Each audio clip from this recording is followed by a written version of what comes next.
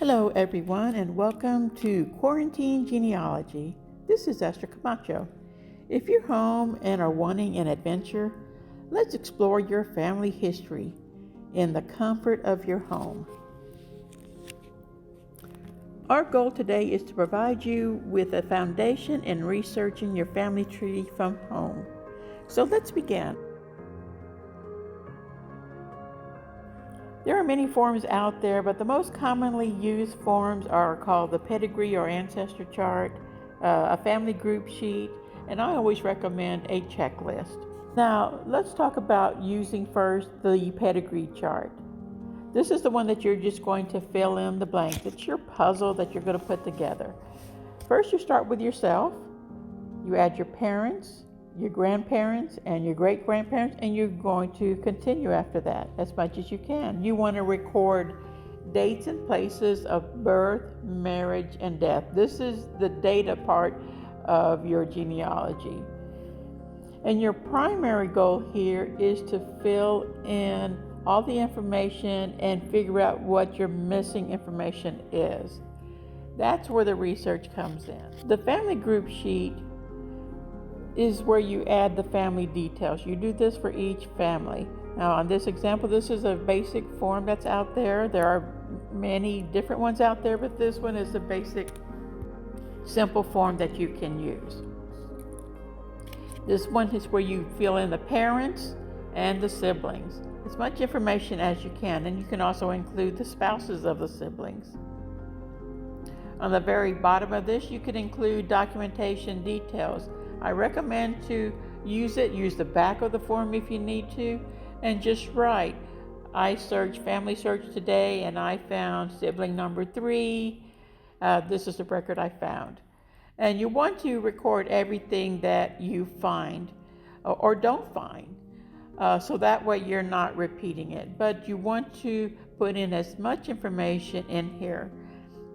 You may ask, why do I do the siblings? Those siblings may be the ones that may provide you with the clues to go further back. I've had examples in mind where my sibling didn't say anything. It didn't record his marriage information, yet his sibling recorded the parents and the grandparents and great-grandparents. So do not ignore the siblings.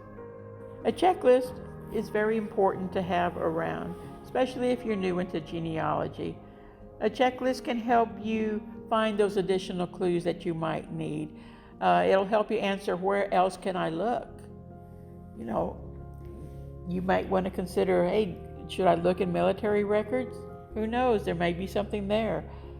Are there hospital records on that person I'm looking for? It's just there to give you those clues because you don't want to leave any stone unturned. A checklist can also help you eliminate repetition. You don't want to be looking for the same record over and over again. So if you're researching one ancestor, look at the other items that you can look into if you need to do that. Basic rules. There are some simple basic rules to follow in any genealogical research. 1, surnames. Always capitalize the surnames. You will have ancestors that all the names look the same. This one, Sean, George, Thomas. Do I have it in the right order? Which one's the surname? Is it George or is it Thomas? To avoid that, once you know what the surname is, put it in all caps.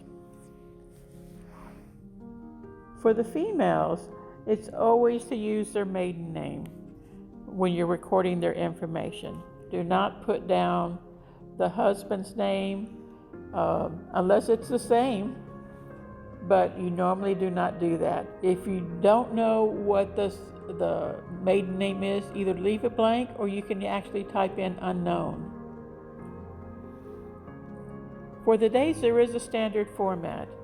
As my example shows, 7 August 1807, you want to do that and not just 787.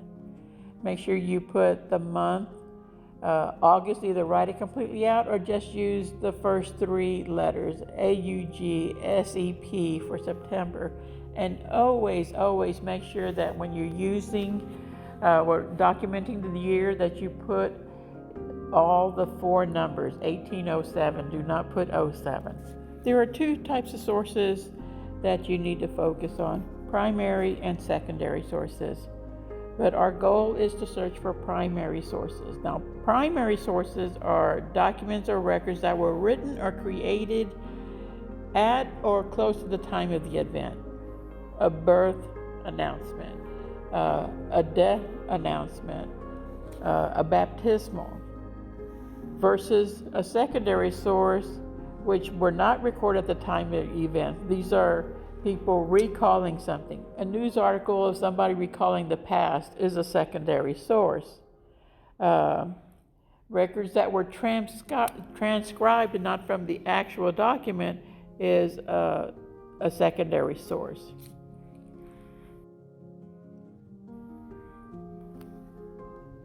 Now, some types of primary sources I've listed below. Birth or baptismal, a marriage, a death, census record is considered a primary source. The information, not so much, but that comes, we'll talk about that later. Courthouse records, eyewitness newspapers account, as long as it was recalling the event close to the time of the event and not something that they're recalling that happened many years ago. Now, there are different types of secondary sources. Family stories are secondary. Letters written well after the event are considered secondary. Index records, such as those compiled baptismal records or death records. We have a lot of books in the library that are indexed records. Those are considered secondary. They may be correct, but they may not be. Your goal is to look at that information and then go try to find the original image. Cemetery inscriptions are also considered a secondary source. The guy who's etching the marker may have heard something incorrectly and etched in a wrong year or a wrong date. Normally those things don't get corrected, so you will have to verify that information. Our next slide shows you a picture of a primary, which is on the left side, and it's a certificate of death that is considered a primary source, versus the secondary source, which is an index of baptismals taken from a book. Now, that is your secondary source. It's not so reliable. You'll just need to verify the information, but you use it as a guide, as a clue.